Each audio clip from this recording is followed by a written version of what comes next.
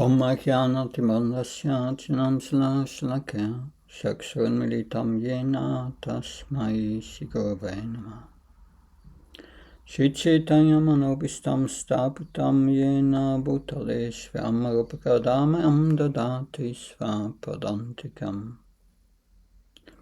Vandeham Shiro Shiyuda Padakamanam Shirum Vaishnavamsa Shri Rupam Jagajatam Saganaraganatam Pitam Tam Sadivam Satvaitam Savdutam Parjana Saitam Sri Krishna Chaitanya Devam Shri Radha Krishna Padan Saganadita Shivishakam Vitamsha He Krishna Karuna Sindhu Dinabandho Tyatpate Gopesha Koprakanta Radhakanta Namastate Tapta Kanchana Gauraki Radhe Vrindavanashvara Vrishabhani Sutta Devi Pranamama Haripriye Vankha Kalptavisha Kripa Sindhavisa Patnam Recording in progress. Vaishnavyo Namo Namo Jaya Shri Krishna Chaitanya Prabhu Nityananda Shri Advaita Gadadhar Shivasati Gaura Bhaktavrinda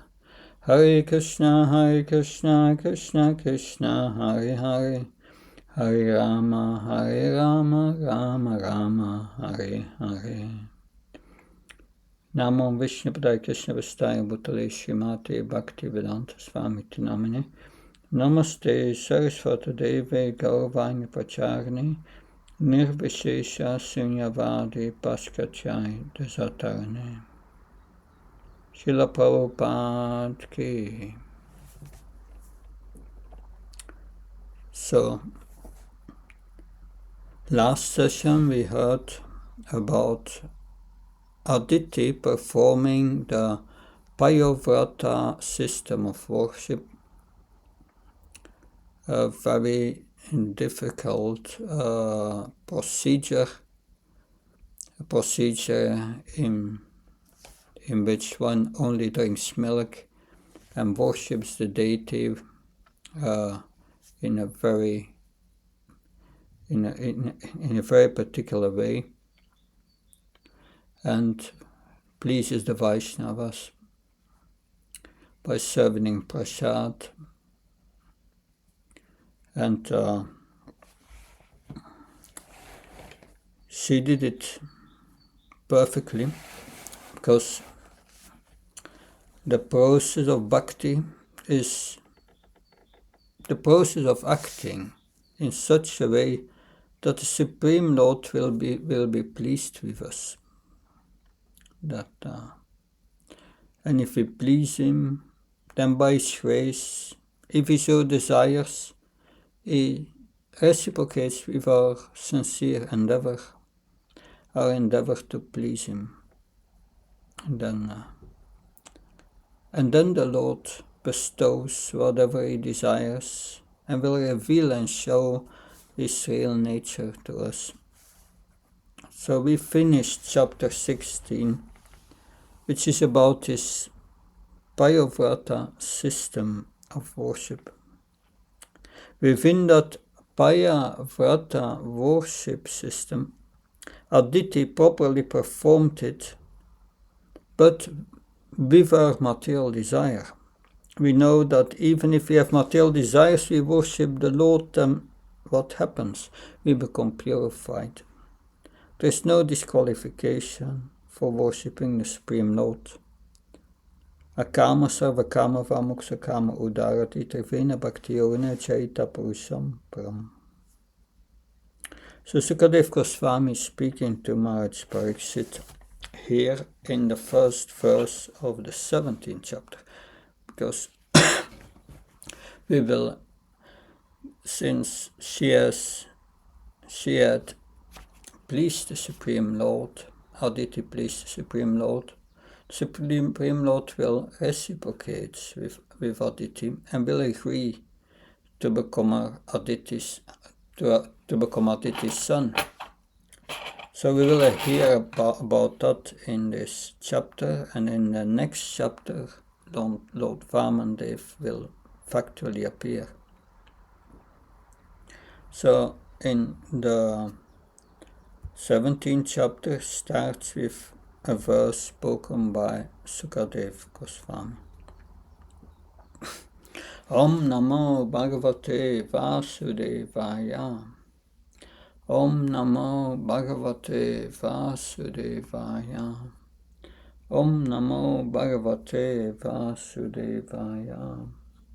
Shri Sukha Uvacha Iti Yukta Saditi Rajan Svabrachtra Kashapena Vai Amvatishtat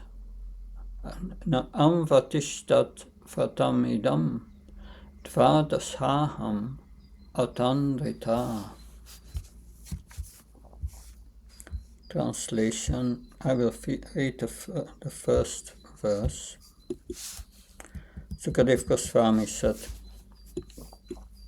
O king, after Aditi was thus advised by her husband Kashyapa Muni, she strictly followed his instruction without laziness, and in this way performed the Payavrata ritualistic ceremony. The Sukadeva Goswami speaking here to Maharaj Pariksit that the purport. For advancement in anything, especially in spiritual life, one must follow the bona fide instructions of the teacher. Aditi did this. She followed the instructions of her husband and Guru. So this is the process of gaining knowledge. If one wants to gain anything, one needs instruction from a teacher. Then, as confirmed in the Vedic injunction, Yasya Deva Para Bhaktir Yata Deve Tata Kuru, Svetasvata Upanishad 6:23. That's first quoted many times by Srila Prabhupada. And it's an essential verse for us. One should have complete faith in the Guru who helps the disciple to make progress in spiritual life. As soon as the disciple thinks independently, not caring for the instructions of the spiritual master, he is a failure. Yasya prasadan nagatikotopi. Aditi very strictly followed the instructions of her husband and spiritual master, and thus she was successful. Thus Aditi was successful.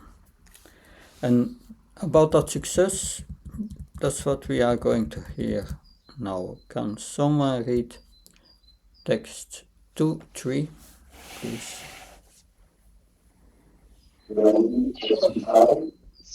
With full undiverted attention, Aditi thought of the Supreme Personality of Godhead, and in this way brought under her full control her mind and senses, which resembled forceful forces.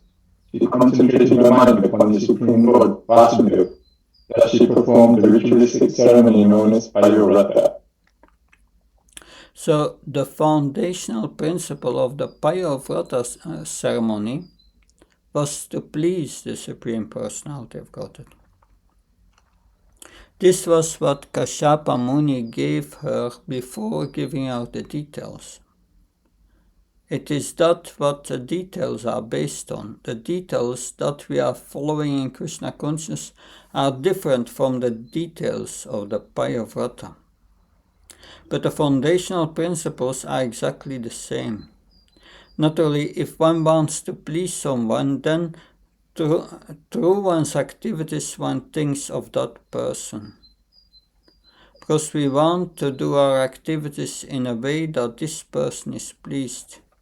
So that is the natural result. Bhagavad Gita 80:57. Shesa sarva karmani maisanyasya matpara buddhiyogam upashvita machita satatam bhava. So, in this verse, Krishna tells us what's going to happen when we act in Krishna consciousness. In the next verse, he tells us what will happen when we don't follow. So this verse this verse, Krishna says, in all activities just depend on me and work always under my protection. In such devotional service, be fully conscious of me. So Krishna consciousness is a matter of consciousness.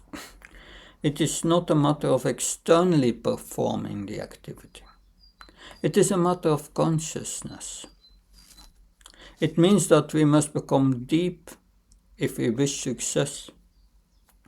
By thinking of the Supreme Lord, she brought under full control her mind and senses, which resembles forceful horses, a very good example.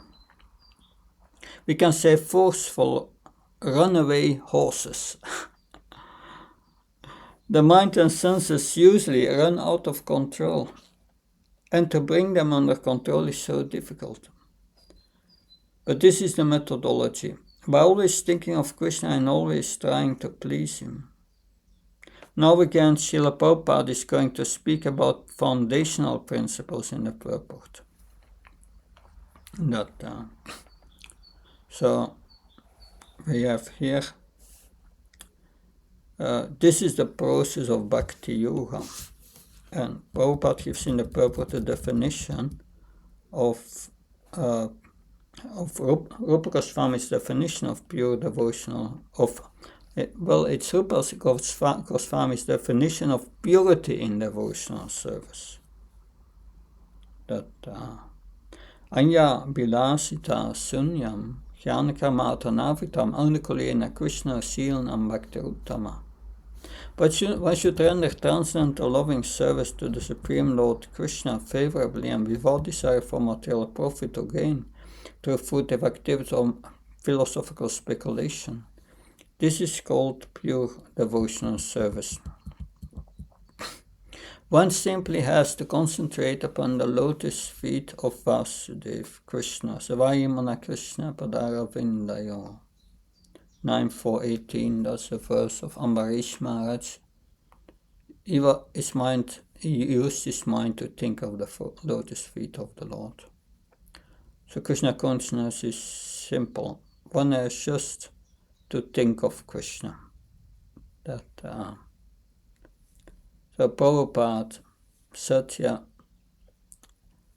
one can become Krishna conscious in a second. And it's true. If we really want, we can now think of Krishna. But we cannot maintain it. Our mind takes us away. So, the mind and senses will be controlled. And one can engage himself fully in devotional service of the Lord. The devotee does not need to practice the Hatha Yoga system to control the mind and senses.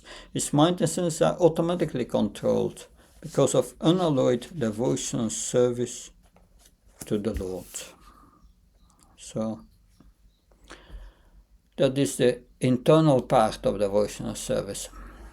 Krishna consciousness means not only the service with the senses, but internally think of Krishna always. That Krishna says in Bhagavad Gita, Tasmasavesha Bhutyashu. Yeah, this is in the 8th chapter of Bhagavad Gita. Tasma Sarveshu Kaleshu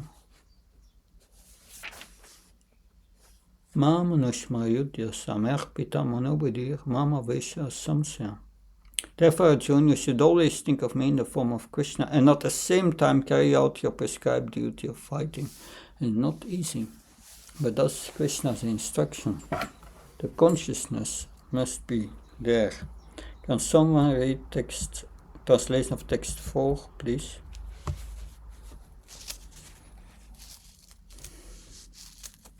My dear King, the original Supreme Personality of Godhead, dressed in yellow garments and wearing a conch shell, bliss, club, and lotus in his 4 hands, then appeared before Aditi. So, the Lord was pleased with her devotional service, although it was full of material desires. That's interesting. Can someone read text 5 and 6 translation? When the Supreme Personality of Godhead became visible to Aditi's eyes, Aditi was so overwhelmed by transcendental bliss that she at once stood up and then fell to the ground like a rod to offer the Lord her respectful obeisances. Text 6. Aditi stood silently with folded hands, unable to offer praise to the Lord. Because of transcendental bliss, tears filled her eyes, and the hairs on her body stood on end. Because she could see the Supreme Personality of Godhead face to face, she felt ecstasy, and her body trembled. So the ecstatic symptoms are the external manifestation of the internal awakening of our relationship with Krishna. This is what happens when the soul is situated in its actual relationship with Krishna. The actual result of that is ecstasy. This is the natural consciousness of the soul because now we have turned our back on Krishna. It's mentioned in Chaitanya Charitamrita, Madhya Lila, chapter 20, text 117. Krishna bule se jiva anadi bhayamukha ateva maya tara deya samsara dukkha. Forgetting Krishna, the living entity has been attracted by the external feature from time immemorial. Therefore, the illusory energy Maya gives him all kinds of misery in his material existence. Attracted by everything in this world, we get only misery. So instead of turning our face to Maya, we should turn our face to Krishna. We need to turn again our consciousness toward Krishna with devotion, and that's the process of Krishna consciousness.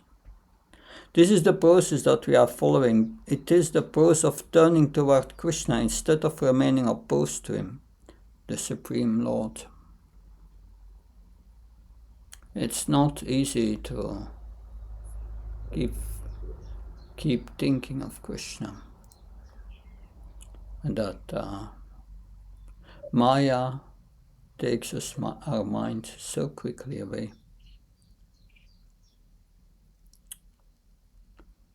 One devotee said to Prabhupada, "Prabhupada, thank you. Without you, I would now have been in Maya." Prabhupada replied, "You are always in Maya." So we are always in Maya. The moments we think of Krishna are very rare. Can someone read text 7, 8, 9, and 10, please?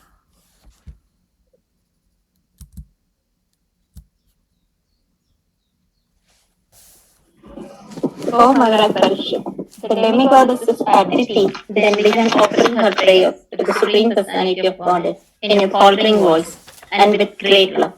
She appeared as though drinking through her eyes the Supreme Lord, who is the husband of the Goddess of Fortune, the enjoyer of all sacrificial ceremonies, and the Master and Lord of the entire universe.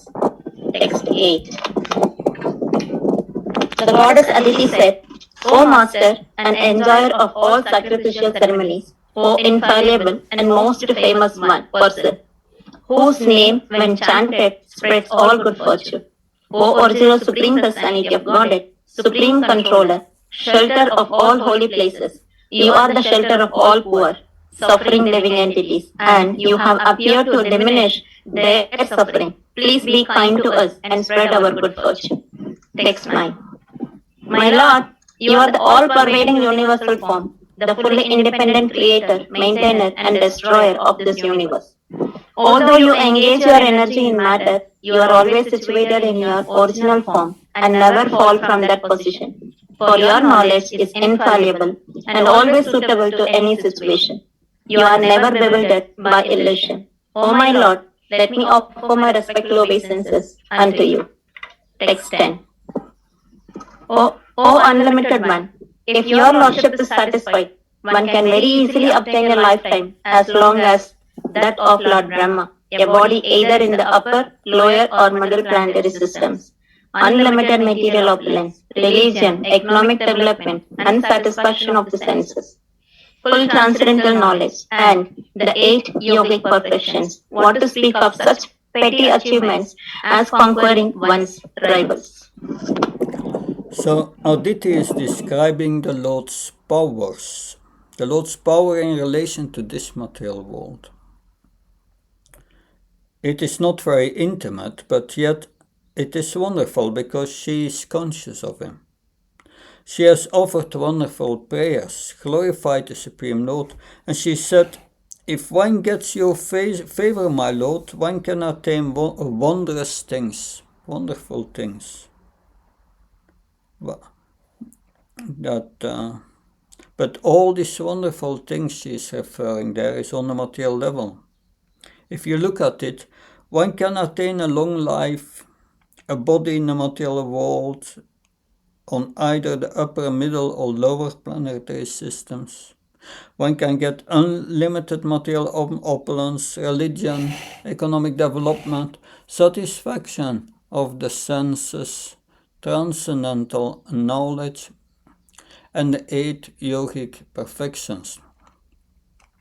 These basically are the desires of a materialistic person.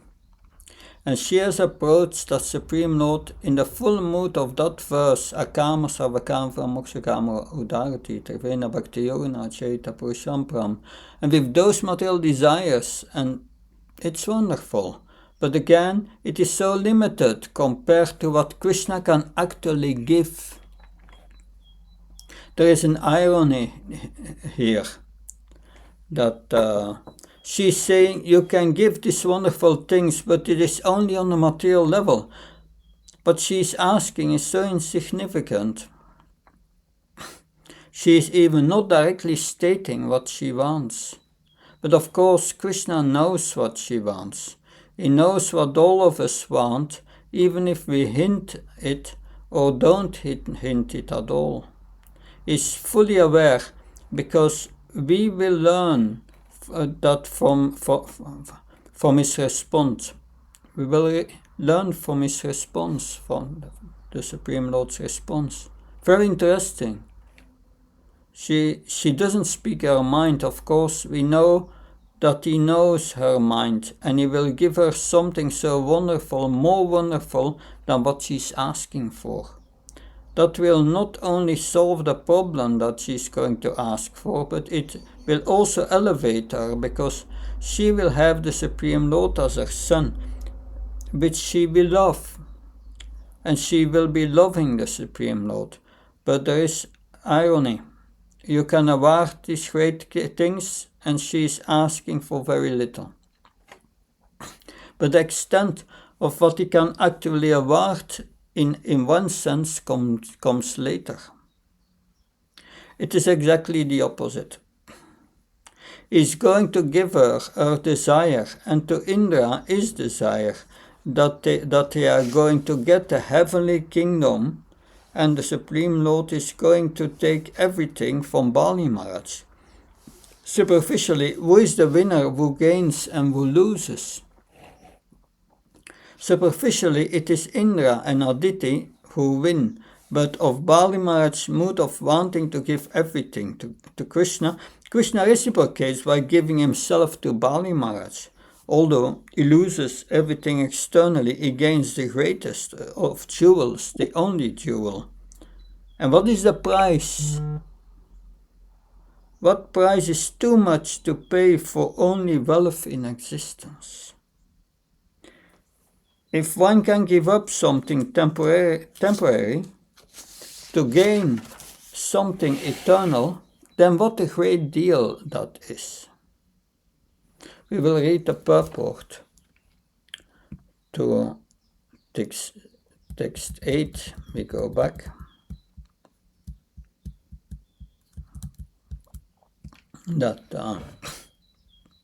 So Srila Prabhupada, as commentators usually do, They go over each word and explain about the names of the Lord that she's calling. So, the text again. O Master and enjoyer of all sacrifices. So this is what the Lord is. That everything that is sacrificed is ultimately for His pleasure. O infallible one and most famous person. So that is one of His names is infallible. He does not make mistakes. One can write and look on that. And all good fortune. Srila Prabhupada will speak on this because Krishna and His name are non-different. So I start reading the purport. I will read a part of it. The Supreme Personality of Godhead is the master of those who observe vows and austerities, and it's He who bestows benedictions upon them. That He is worshipable for the devotee throughout the devotee's life, for He never breaks His promise. As He says in Bhagavad Gita 9.31, Kantya pratijani hi nami bhakta pranashati. O son of Kunti, declare it boldly that my devotee never perishes. The Lord is addressed here as Asyuta, the infallible, because He takes care of His devotees. Anyone inimical to the devotees is solely vanquished by the mercy of the Lord. So, one by one, Srila Prabhupada is going over the holy names of the Lord and saying something about how the name is suitable for Krishna. So the Lord is the source of the Ganges water, and therefore is addressed here as Tirthapat, indicating that all the holy places are at His lotus feet, or that whatever He touches with His foot becomes a holy place. Bhagavad Gita, for example, begins with the words Dharmakshetra Kurukshetra. Because the Lord was present on the battlefield of Kurukshetra, it became a Dharmakshetra, a place of pilgrimage. Therefore the Pandavas, who were extremely religious, were assured of victory. Any place where the Supreme Personality of Godhead displays His pastimes, such as Vrindavan or Dwarka, become a holy place. The chanting of the holy name of the Lord, Hare Krishna, Krishna Krishna, Hare Hare, Hare Ram, Ram Ram, Hare Hare, is pleasing to the ear, and it expands good fortune to the audience who hears it chanted. Owing to the presence of the Supreme Personality of Godhead, Aditi was fully assured that the troublesome condition created for her by the demons would now be ended. So yes, this is the purport of text 9. Can someone read the purport to text 8? Can someone read the purport to text 9, which is on the screen till the end?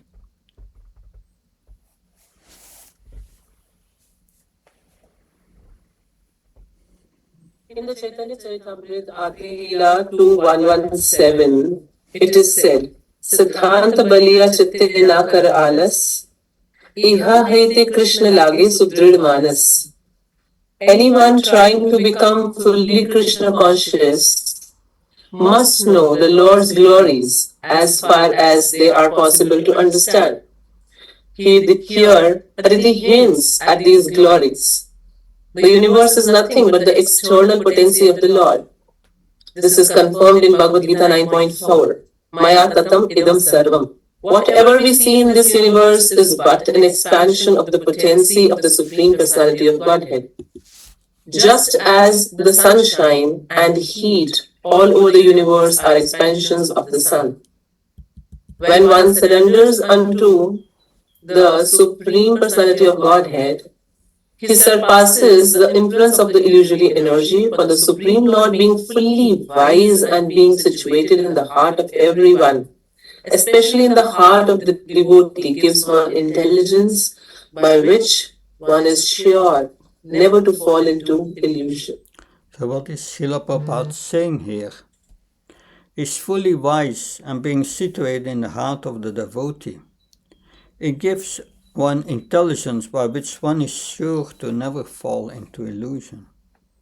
So how can he be in the heart of everyone, and especially in the heart of the devotee? What does it mean? It's neutral to everyone, although it's in everyone's heart. Sarvam sarvabhutsya namitvestinapaya. Is neutral, but is only awarding results according to the modes of material nature. But in a devotee's heart, it's different. In a devotee's heart, there, dadami bodhi yogam tam, Bhagavad Gita 10:10, that I give intelligence, the buddhi yoga, the bhakti by which he can come to me. So here is there in everyone's heart like a judge. When a judge is sitting in court, people come and people go. He's there. According to the law, they get a judgment. They get either a reward or a penalty. But when the son of the judge comes before the judge, he may look he's the same, but he's not going to treat him in the same, because the son is beloved. So he's going to have some special treatment. That's the difference. The Lord treats the devotees according to their deepest desire in the heart. We will see this with Aditi and Bali Maharaj.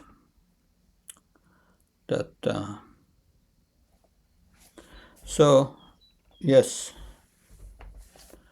Then further,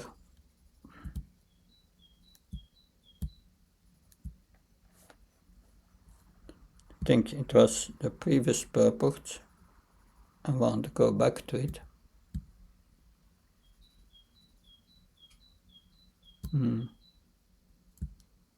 Verse 8, yeah.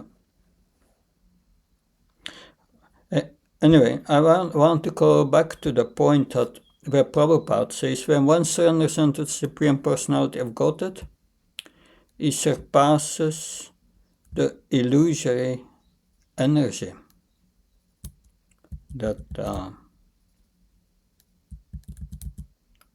So how can one surpass the influence of the illusory energy? It's so difficult, but it's by surrendering that when we surrender, then Krishna knows what's best for us. He's situated in everyone's heart. He gives personal treatment to everyone if we surrender to him. So this is an encouragement to us to give ourselves to surrender. Otherwise, we don't get this type of treatment. Especially in the heart of the devotee, it gives one intelligence by which one is sure never to fall into illusion. So that's the gift. One surpasses the influence of the material energy because he is inspiring from within in such a way. He gives the buddhi, he gives the bhakti, the intelligence, so that one will not fall into illusion. So that one will remain forever. So that one will always remain in his service. So these were the prayers of Aditi. She said, you can award so many wonderful things. All things she pointed out were on the material level. So I'm only asking you an insignificant thing to do. Just kick out Bali Maharaj and his asuras out of the heavenly planets.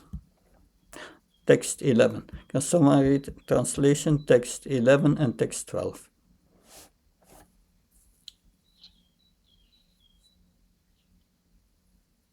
Shukadeva Goswami said, O King Parikshit, first of the Bharata dynasty, when the lotus-eyed Lord, the supreme of all living entities, was thus worshipped by Aditi, he replied as follows. Yeah, another reply, 12. The Supreme Personality of Godhead said, O Mother of the demigods, I have already understood your long-cherished desires for the welfare of your sons, who have been deprived of all opulences and driven from their residence by their enemies. So Srila Prabhupada in this small purport, he writes that the Lord knows everything. We may express it or not express it, but He knows. Text. Can someone read text 13? Yeah.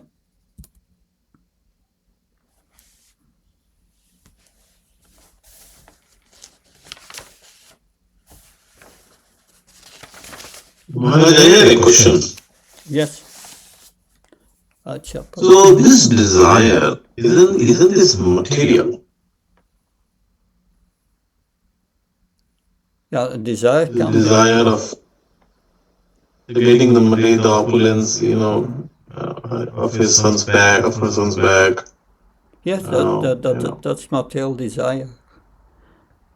Full material desire. Yes. How do we see this? Here, Lord has come to satisfy the material desire. This is not pure devotional service. No, it's But not. how did Lord come? Yeah, why does He reciprocate? It's on the strength of her husband first. She followed the instruction of her husband. And she pleased her by doing this sacrifice, Parivrata sacrifice. But it's on the strength of her husband that who is much more pure, that who is a bona fide spiritual master in the disciplic succession. That so it shows us that there is hope for us. We have so many material desires, but still we can do devotional service. And Krishna will give us something which will help us to advance further. And certainly she get the Supreme Lord as her husband. And she will love him, Bhojam Prabhu says, yes. So she will learn to love the Supreme Personality of Godhead, and then the real purification will start. Because because that's the real opulence. When you come in contact with Krishna, you get param dristva nivartate, the higher taste, and then you are lost for the material world. So the Lord makes arrangements. So that's good for us, that we have so many material desires still, and the Lord will help us. That's good to learn here. Thank you. So, text 13, did we read 13? Who will read 13? O Devi, O Goddess, I can understand that you want to regain your sons and be together with them to worship me after defeating the enemies in battle and retrieving your abode and opulences. So there is still, although Aditi has materialistic purposes, there is still devotion in there. Because this is the part of Aditi's purpose. It is not totally mundane, because in fact they are all devotees, but they have material desires.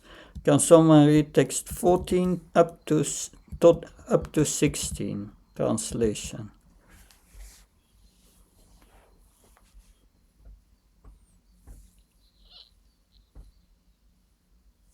You want to see the wives of the demons lamenting for the death of their husbands, when those demons, the enemies of your sons, are killed in battle by the demigods, of whom Indra is the chief. You want your sons to regain their lost reputation and opulence and live again on their heavenly planet as usual. O Mother of the demigods, in my opinion, almost all the chiefs of the demons are now unconquerable, for they are being protected by Brahmanas, whom the Supreme Personality always favors. Thus, the use of power against them now will not at all be a source of happiness. So we see that also. We have also seen that in the first canto. chapter 9. Bhishma Dev instructing Yudhishthira Maharaj, and he says to Yudhishthira Maharaj that if you always follow the religious principles and you follow the advice of the Brahmins, you will always be protected by these Brahmins and religious principles. And that's also mentioned here, and that it says the demons are protected by the Brahmins because they are following the Brahmins' instructions. They are following religious instructions. Yeah. But yes, therefore they became powerful because they were following Sukracharya and tried to please him. But Aditi is following the same methodology. She is pleasing a great Brahman, which is her husband, Kashyapa Muni. The difference is he's a pure devotee, and therefore this wonderful arrangement comes about because he engages Aditi in devotional service. That's the difference, not in Karma Kanda. But it's quite mysterious, because in this verse, the Lord says, in my opinion. So the Lord is giving his opinion.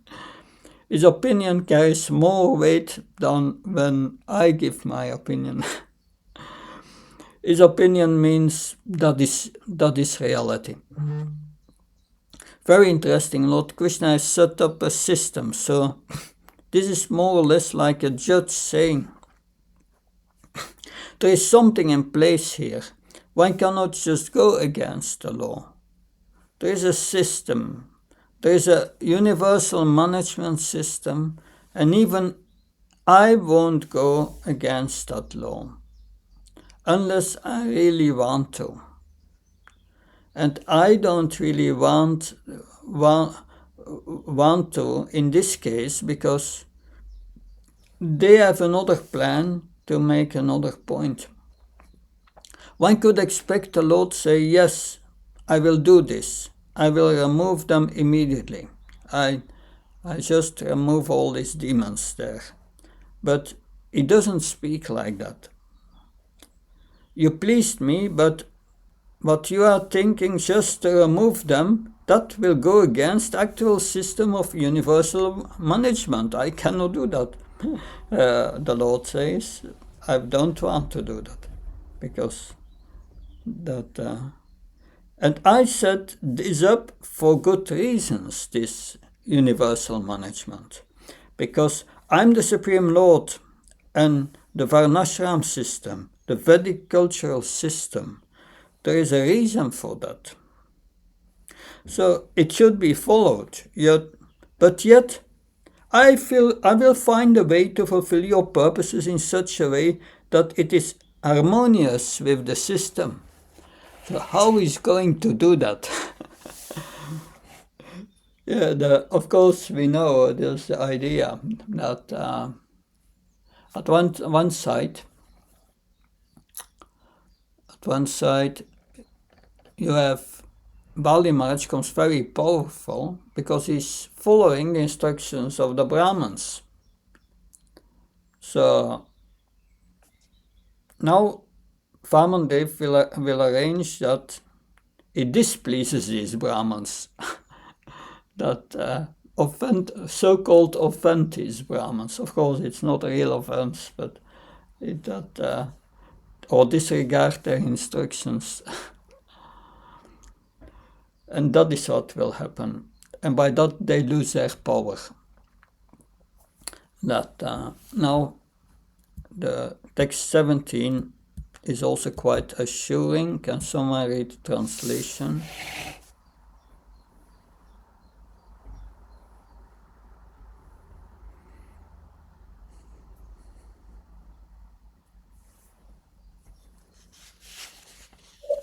Yet because I have been satisfied by the activities of your woe, O goddess Aditi, I must find some means to favor you. For worship of me never goes in vain, but certainly gives the desired result. according to what this world deserves. Yes. So that's quite assuring. He will find a way, but it may not happen according to our plan. We may have our own plan how we become purified, but Krishna has many times another idea how he will purify us. We see that many times. When we take to the spiritual path, we expect it to work in a particular way, but so I'm following the process for so many years. So where is the result? When I started this process, they taught me that this was going to happen and that was going to happen, but I never get sick, never be poor, but I've seen that this is not what is happening. So does that not mean it doesn't work? It doesn't necessarily mean that Krishna is involved in what we think is not working. But very often it is. Sometimes when we are doing something really, really wrong, and that is why the result isn't coming. Or maybe the process isn't proper, or which is more often the case, Krishna has his own way of doing things. We may want so many things, but who is the center of our thinking? It's still me. And there is not yet bhakti born in our heart. Therefore we can be in the spiritual world, not because Krishna is putting up a roadblock. It is because no one is allowed to enter unless the heart is full of love for Krishna. We need to have that visa before we are allowed in the spiritual world. So then why doesn't Krishna then not just give it to me? It is not easy to understand the extent of selfishness that we need to give up in our heart. And to understand how dirty that our heart is. It is hard for us to fathom. We take lots of things in our baggage on the airplane that we really don't need. A lot of things we carry with us. Yeah, I can assure that that's certainly true as a sannyas. You simplify it better. You have to carry it all. But not only the things you take with you are unnecessary. They are unwanted in fact. They are petty. They are there for a long time and we are attached to them.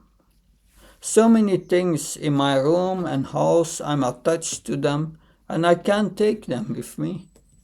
But what I can take with me, and that is the positive side, is who I really am.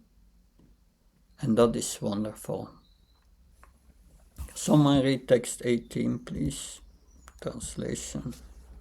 18, yeah. You have prayed to me and properly worshipped me by performing the great Payovrat ceremony for the sake of protecting your sons.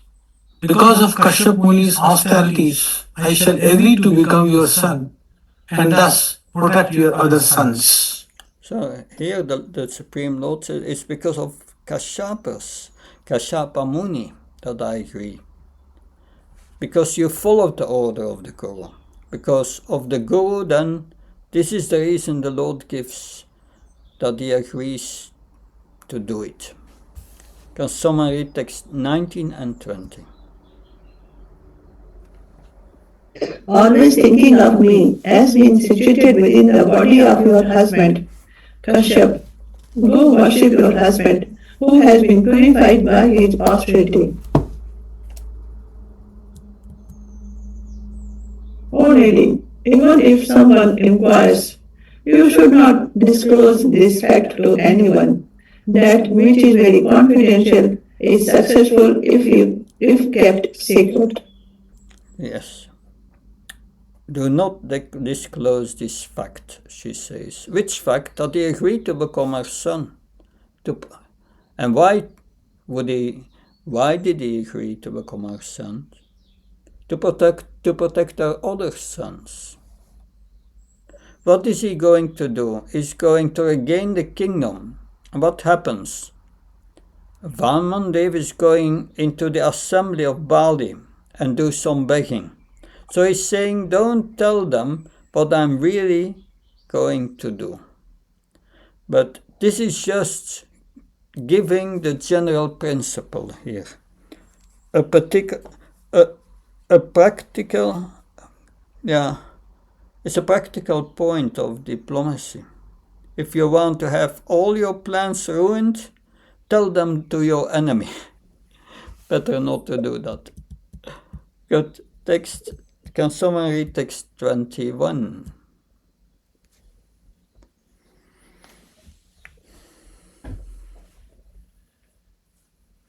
Sukadeva Goswami said, after speaking in this way, the Supreme Personality of Godhead disappeared from that very spot.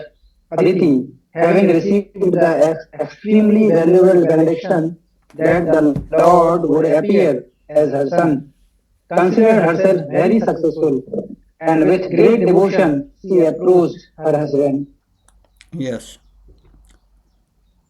So the Lord could have satisfied our desires in various ways.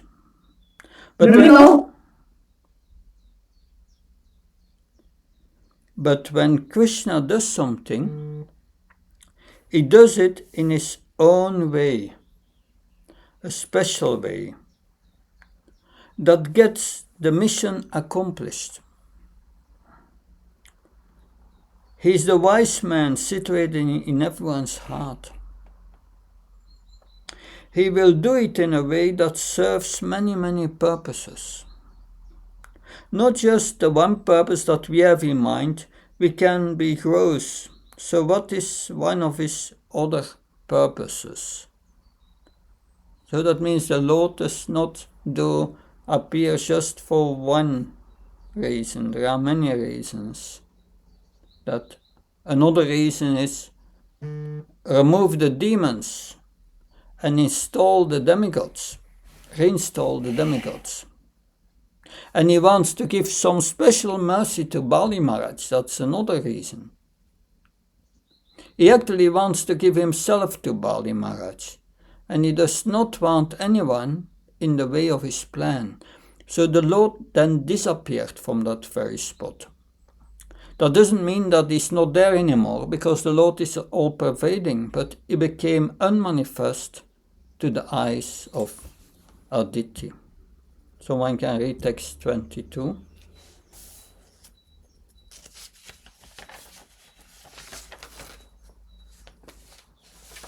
Being situated in a meditational trance, Kashyap Muni, whose vision is never mistaken, could see that a plenary portion of the Supreme Personality of Godhead had entered within him. Yes. So plenary means complete or full. This plenary part does not diminish the Supreme Lord at all, and in addition, this part is equal to the Supreme Lord. So this is Asintya's Shakti of the Lord. It's not material. So Kashyapi Muni understood that the Lord had entered within him. Now, text 23. O king, the wind promotes friction between two pieces of wood and thus gives rise to fire. Kashyap Muni, whose transcendental position was fully observed in Supreme Personality of Godhead, transferred his potency into the womb of Aditi. So this wasn't ordinary sexual activity. The Lord was in the heart of Kashyapa Muni. Now, text 24. When Lord Brahma understood that the Supreme Personality of Godhead was now within the womb of Aditi, he began to offer prayers to the Lord by reciting transcendental names. Yeah. So the Supreme Lord, the Supreme Personality of God that exists everywhere, andantarasta paramanushyantrastam. Therefore, when one chants his transcendental names, Hare Krishna, Krishna Krishna, Hare Hare, Hare Ram, Ram Ram, Hare Hare, the Supreme Personality of Godhead is pleased by such Sankirtan. So he is pleased by the sincere calling of the devotee for him. It is not that the Supreme Personality of Godhead is absent. He is present there. That it is not, it's not a material sound. So it is not that the Supreme Personality of Godhead is absent. He is present there. And when a devotee utters the transcendental name, it is not a material sound. And therefore the Supreme Personality of God is not really pleased. A devotee knows that the Lord is present everywhere, and that one can please him simply by chanting the holy name. So Srila Prabhupada makes the point, when we chant, we should know that Krishna is there. We should sincerely try to please him, and then the potency of the transcendental sound will be effective. So it's nearly 6:30. We will have a pause of 10 minutes till 6:40. Thank you. Hare Krishna. Recording stopped.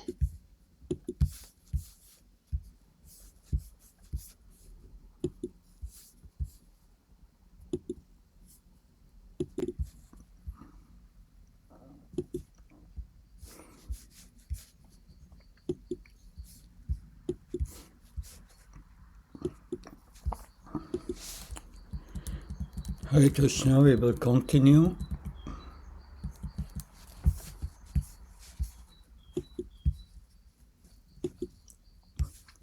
We will continue with text 25.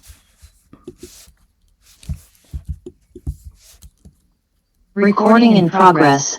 Can someone read text 25, please?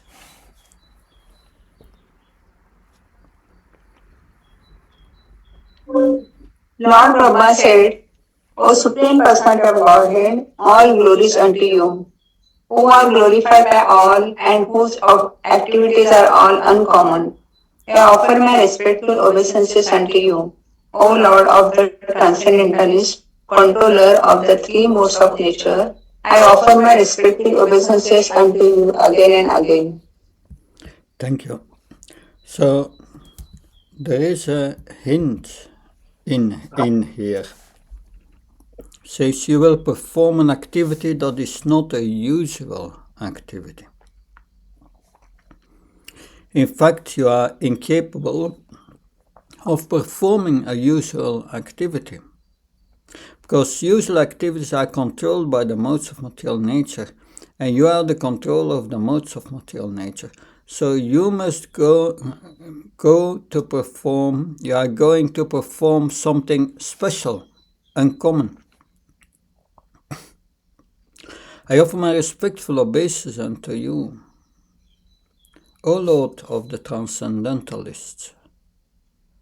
So you are the controller of the modes of nature. So by saying that is the control of material nature, is hinting that your appearance is different from any other person's appearance, because they are under the control of material nature. But your appearance is for a different purpose. We are forced to come to this world, but you are not forced. You come to do something uncommon and special. So I want to watch this. I want to see that wonderful thing you are going to do, Brahma says. So Brahma offers more obeisances in text 26. Can someone read 26? Guruji, one thing I was thinking, like we see in the previous verse, he's saying Namaha Namaha, obeisance again and again. So, this, when we say, I offer you my obeisance, we actually fall down on the ground, put our head down, or lay down prostrated. But here, when we see I'm offering obeisance, Namaha, Namaha, is it just mentally offering obeisances? I was not there when Brahma offered his prayers, but he had 4 heads. He can offer obeisance with 4 heads again and again. That interesting question. Yeah. But Namo Nama, when it's repeated, that in the Vedic system, when one means it, one has to say 3 times also. Anyway, there's a sincerity in offering obeisance for certain. I mean, even if they say Namaha, they're standing, Prahlad is standing and offering obeisance to the Lord. It's my Namaha to you also. Is he really falling down on the ground and at every word, or is he just standing and talking? Yeah, for us falling down and standing, we have gross bodies, but these are subtle bodies. They are in the air somewhere. What is offering obeisance? Brahma is in a special position. That. Yeah. So did we read 26? Yeah. I offer my respectful obeisances unto you, the all-pervading Lord Vishnu, who have entered the course of the heart of all living entities. All the 3 worlds reside within your navel, yet you are above the 3 worlds. Formerly you appeared as the son of Krishna, to you, the supreme creator, who are understood only through Vedic knowledge. I offer my respectful obeisance. So Brahma said that last time you came as a son of Prishni Garbha, Vishnu, and you gave Dhruva a special benediction. But now, what are you going to do now? I want to see it. So it's curious. And Brahma. So, can someone read text 27?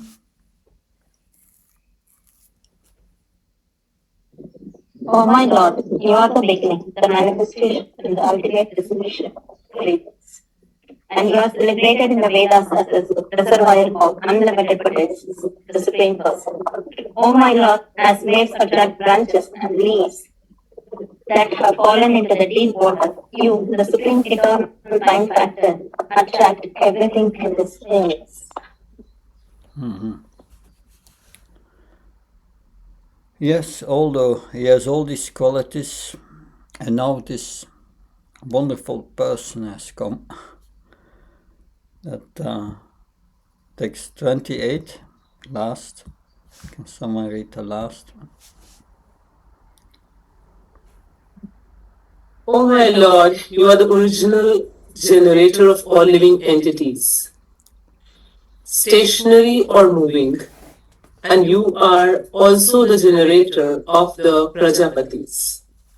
Oh my Lord, as a boat is the only hope for a person drowning in the water, you are the only shelter for the demigods, who are now bereft of their heavenly position. So it seems that Brahma knows the purpose of the Lord's coming. That and says he clearly knows it. So, are there any questions so far? That how did you say that he clearly knows? How Brahma knows? he says at the end, you are the only shelter for the demigods who are now bereft of their heavenly position. So why does he say that? That's the problem, and that's the hint. That Ramananda Krishna Prabhu, please. Yeah, Harisha Maharaj, so I have a question in text number 16. Yeah. So in text 16, when we read in translation,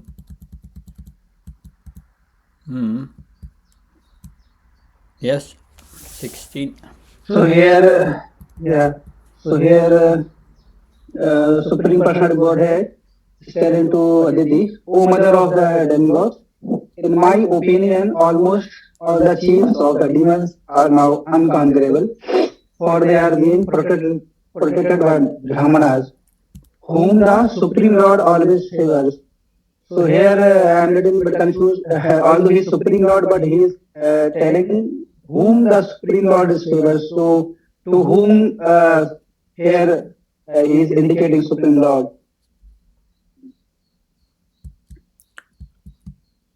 Yeah, he is the Supreme Lord. That it's general statements he make. That the Supreme Lord, yeah, is Krishna and all his incarnations are the Supreme Lord. That. So what's your doubt about that? So this was Maharaj is spoken by Supreme Lord to Aditi, right, Maharaj? Yeah. Yeah. So he is telling himself that whom Supreme Lord is always favor. So Supreme Lord can say that instead of using this word Supreme Lord, he can use the word whom I always favors. So why Lord didn't use I, but he is using Supreme Lord? That's my doubt. In my opinion, almost all the children. Like in first line, he is using my opinion. So in this here, he can use whom I always favors. Yeah, speaking about itself, it's a little strange, but that's how he speaks. And he presents himself very humble. He says, my opinion. Krishna's opinion is the law of nature that you cannot change.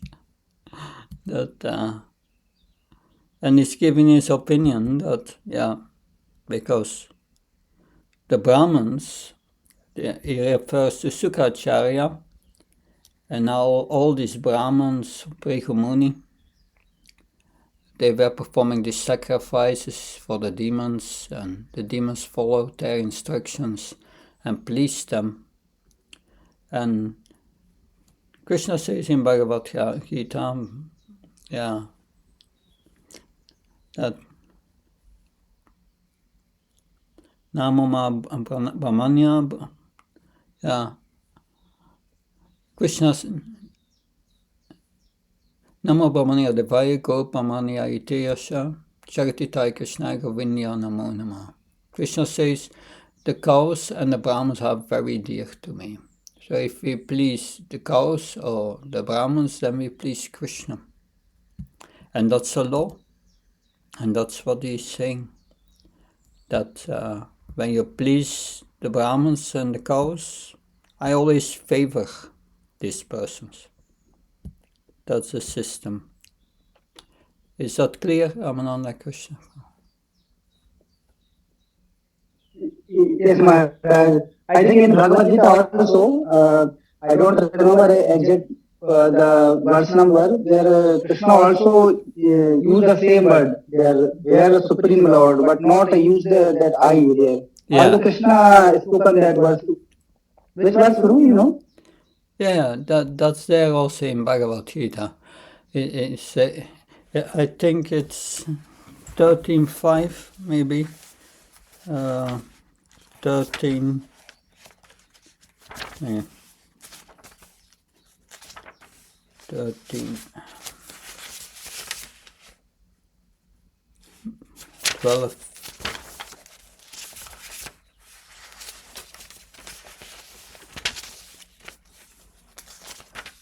Yeah, here.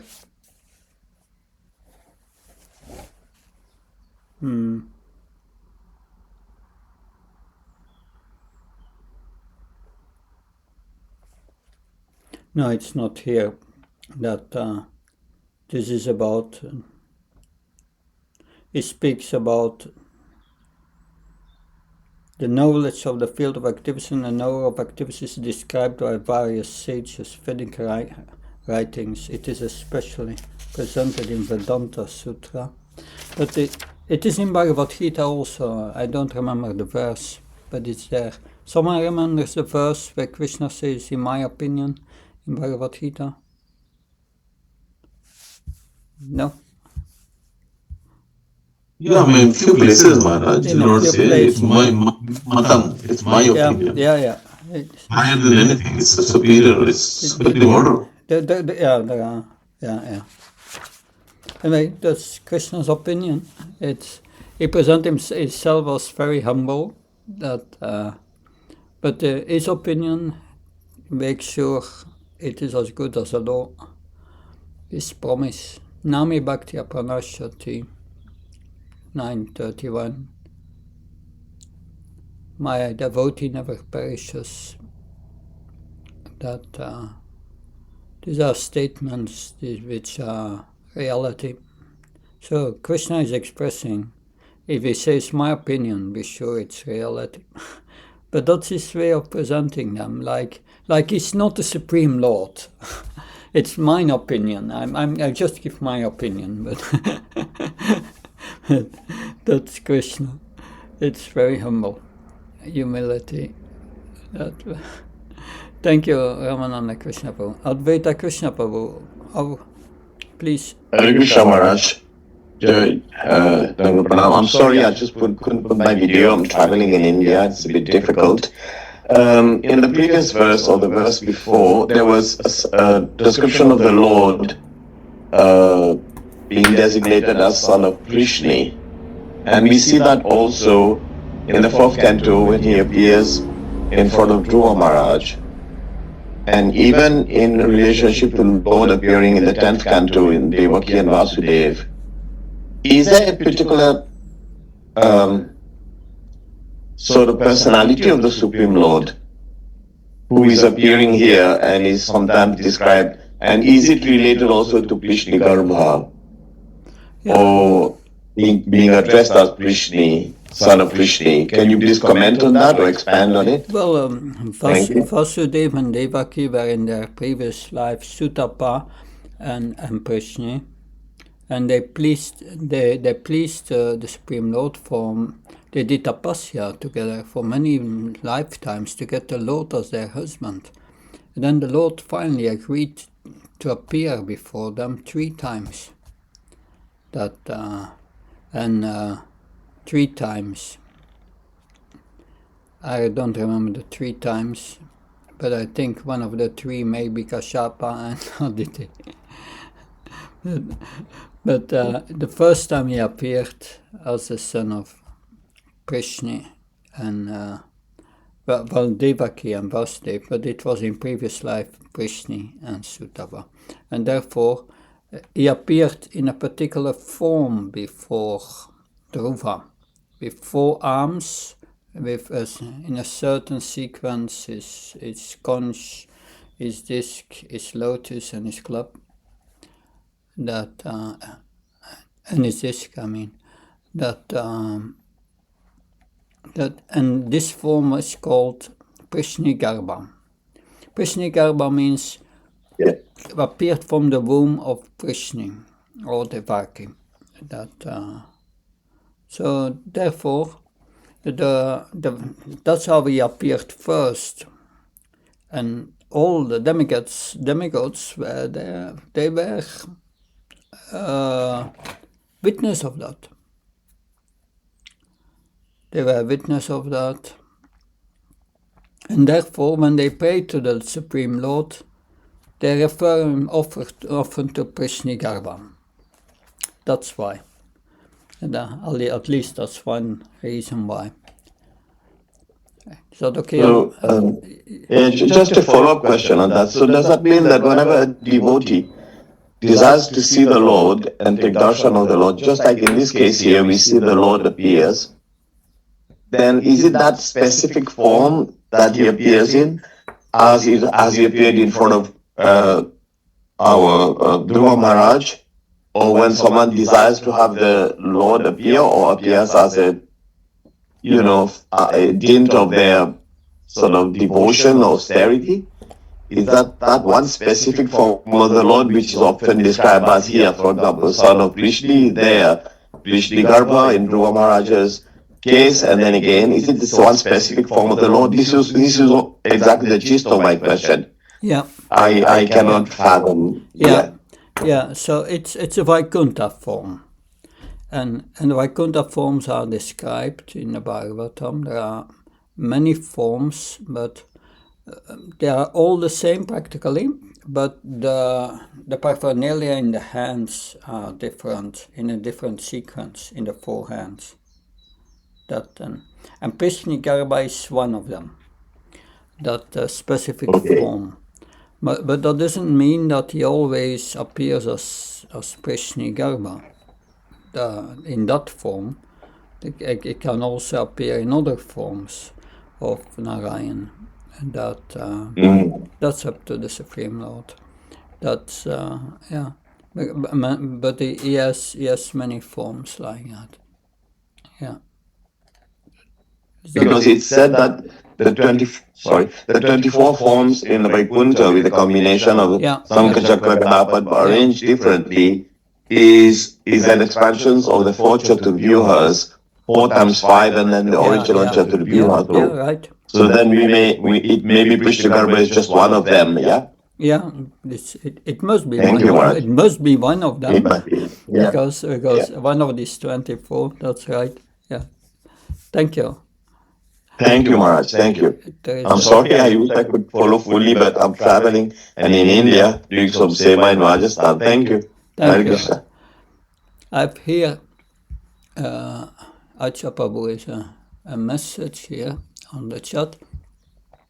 King Kamsa was an extreme example of this. His sister Devaki and her husband Vasudeva were pure devotees of the Lord. Life after life only, the only aim of their excellent moral and religious conduct was to have the Supreme Lord as their son. In their previous 2 births, they had also been husband and wife. In each of these lifetimes, the Lord had accepted them as his parents. First, his incarnation as Prishnigarbha and then as Vaman. So that confirms. Thank you for this quote. That's very good. Thank you. Very nice. Thank you. Yeah. Anything else? So then we have still time. We can go into the next chapter. That's chapter 18. There the Lord factually will appear according to his promise that he made before. Chapter 18, first verse, first the Sanskrit. So, the Lord had just promised that he is going to appear, and Brahma has just offered some prayers.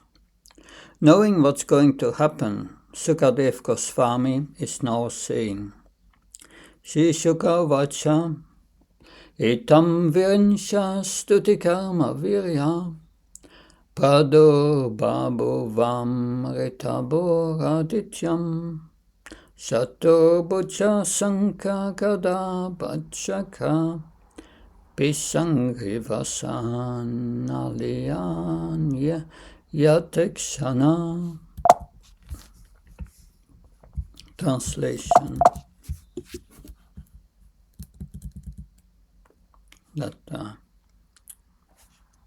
Sukadev Goswami said, after Lord Brahma had thus spoken, glorifying the Supreme Lord's activities and prowess, the Supreme Personality of Godhead, who is never subject to death like an ordinary living being, appeared from the womb of Aditi. His 4 hands were decorated with a conch shell club, lotus and disc. He was dressed in yellow garments, and his eyes appeared like the petals of a blooming lotus.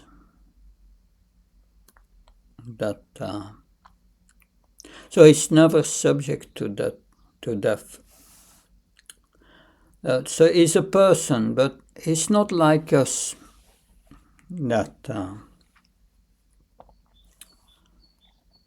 So, yes, he appeared from the womb of Aditi. In the purport, Srila Prabhupada speaks about the point that Lord Krishna's appearance, disappearance, and activities are extraordinary.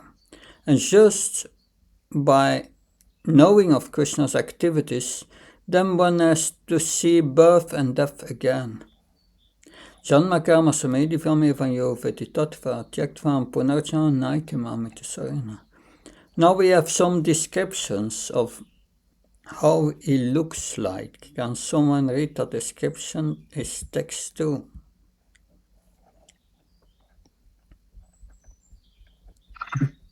I can acknowledge. Sorry, go ahead, Mataji. The body of the Supreme Personality of Godhead, blackish in complexion, was free from all inebrities. His lotus face, decorated with shafts, appeared very beautiful, and on his bosom was the mark of Srivatsa. He wore bangles on his wrist, armlets on his arms, a helmet on his head, a belt on his waist, a sacred thread across his chest, and ankle bells decorating his lotus feet. He was free from all inebrieties. What is the exact meaning of inebrieties? It said inebriety in the dictionaries, drunkenness, especially habitual in intoxication. Interesting that Prabhupada uses that here. But it's the difference between sober and intoxicated. It means in the Supreme Lord there was no touch of material nature. Inebriety means no illusion, no faults. And Srivatsa is mentioned. The white hair representing the goddess of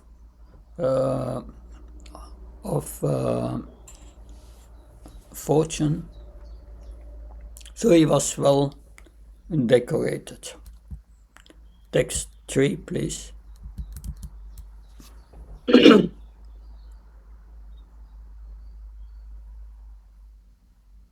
An uncommonly beautiful garland of flowers decorated his bosom, and because the flowers were extremely fragrant, a large group of bees, making their natural humming sounds, invaded them for help.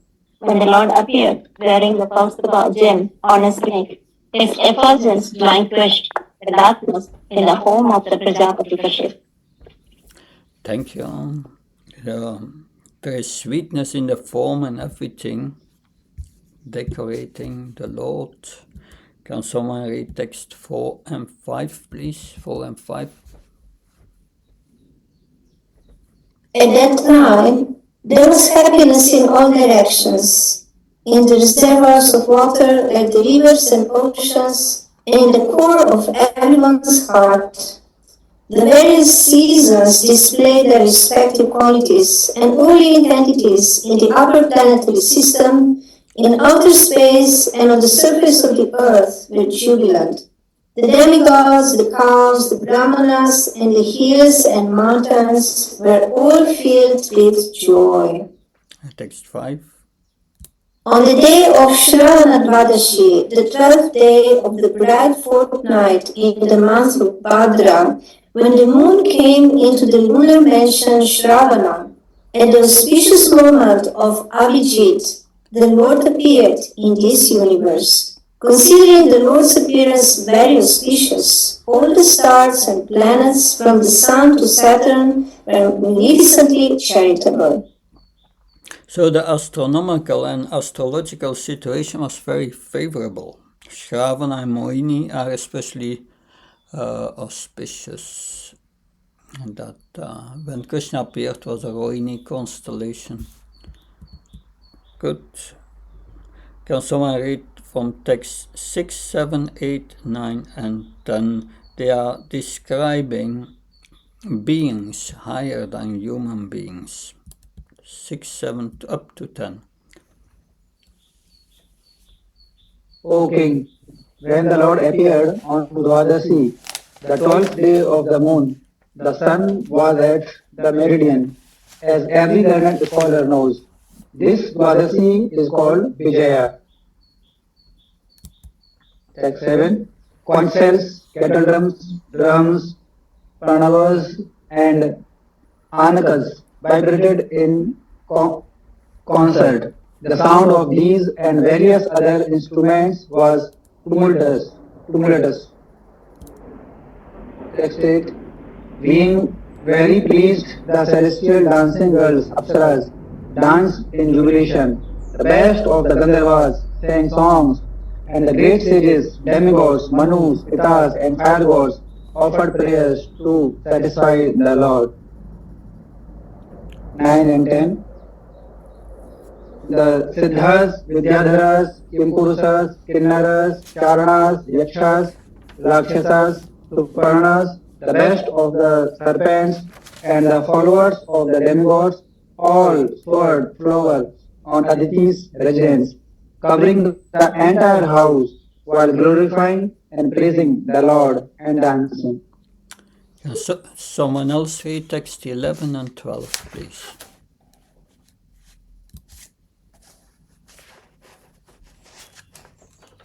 When Aditi saw, okay, Balaji.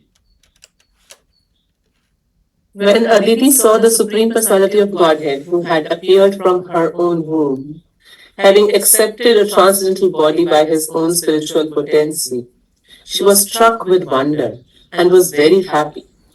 Upon seeing the child, Prajapati Kashyapa exclaimed, Jai, Jai, in great happiness and wonder. Text 12.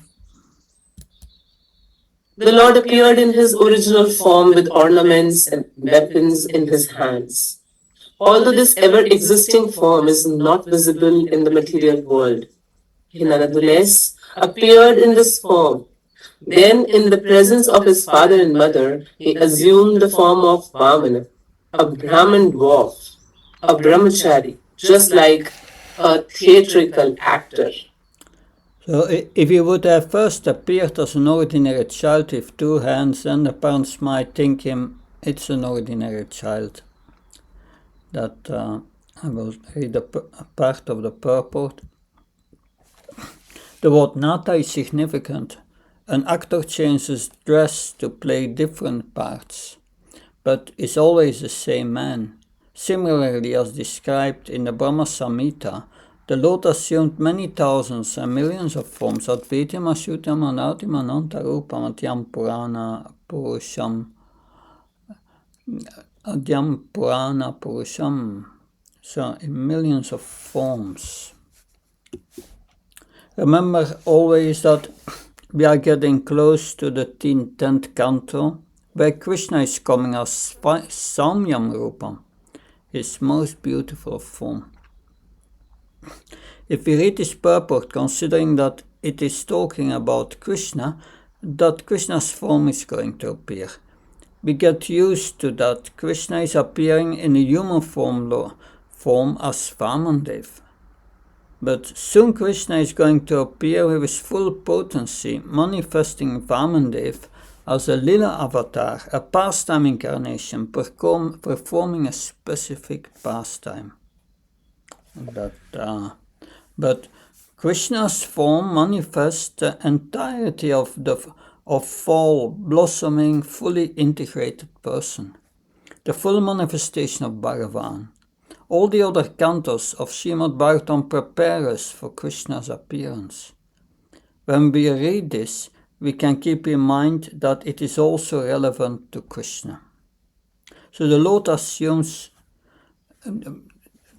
many millions of forms that the purport is always present in innumerable incarnation. Ramadamursi Kalani Yamainatistam Nanavatar Makarobu Vanesha Kinta. Nonetheless, he appears in various incarnations. They are not different from one another. He is the same person with the same potency, the same eternity, and the same spiritual existence, but he can simultaneously assume various forms.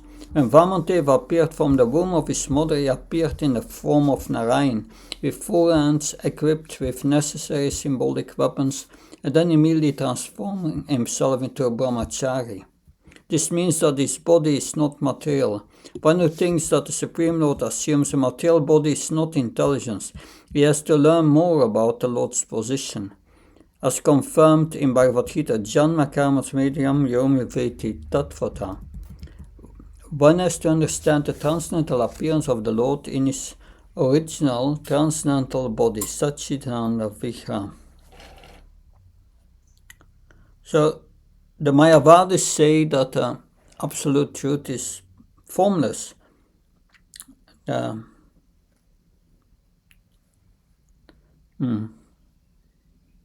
So, the incarnate is factually, it's a Christian word, incarnate. It comes from God taking a flesh form. There is no other translation for the word avatar available. So the Mayavadis say that when the Absolute Truth incarnates, it goes actually in flesh. Is Brahman influenced by the modes of goodness is an incarnation, and influenced by passion and ignorance is Jiva. That is their idea. That's Mayavadi philosophy. And that the Lord is forced to take on a material body. And everything that he does is in the material world. So they say that even if God comes to the material world, he is forced to have a material body, situated in material nature. And therefore, all his pastimes, activities, and devotional service are in the realm of Maya. And therefore they are called Mayavadis, the followers of the path of Maya.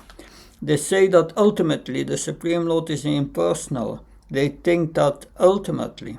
They say that less intelligent people need these forms, the deity form, but actually you will find out that you are God, that Tattvam Asi, that you are that all-pervading substance. So we don't like the Mayavadi philosophy. It ruins any chance of devotion. It's like using devotion as a ladder, and when you come at the top of the wall, and you get at the other side, then what do you do with the ladder? Kick it over, we don't need it anymore. Before I was worshipping the deity, but actually I want to become the deity. Oh my dear boss in the factory, I'm doing everything exactly as you, but I do it to become the boss. That time of ambition is not appreciated. That is text 12. And someone read from text 13 till 17, the translations. I have one question, Maharaj. Yes. What is the mystery behind the Lord appeared as Vamandev? The mystery why he appeared as Vamandev is called Lila Avatar. Lila Avatar means he's going to have some pastime, and his pastime is he wants to become a beggar and beg some land from Bali Maharaj. So that's very mysterious, how the Lord becomes a young brahmachari, a beggar. But interesting is that that Sukracharya and Bali Maharaj, they both knew that he was the Supreme Personality of Godhead. They knew, the others not. That of course the demigods, they knew that, but yes, that is his function.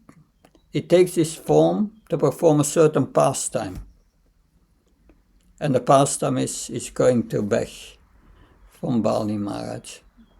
And that in itself is very mysterious. Only devotees can understand that, how the Lord can take such a form, that because they understand his omnipotency, he can do everything. So it's his lila, and it's not just he performed his lila, but also for our sake, that we can remember this lila and the sweetness of this lila. It's very special.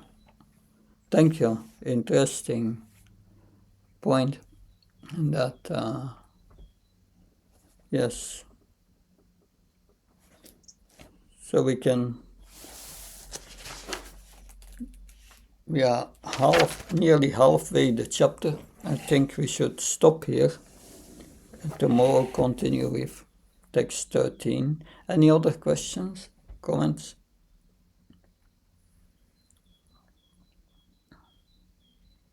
Good, then we will end here. And I look forward to see you tomorrow. That please read the rest of the chapter by tomorrow and maybe also chapter 19. Thank you. Hare Krishna. Jai Prabhupada. Recording stopped.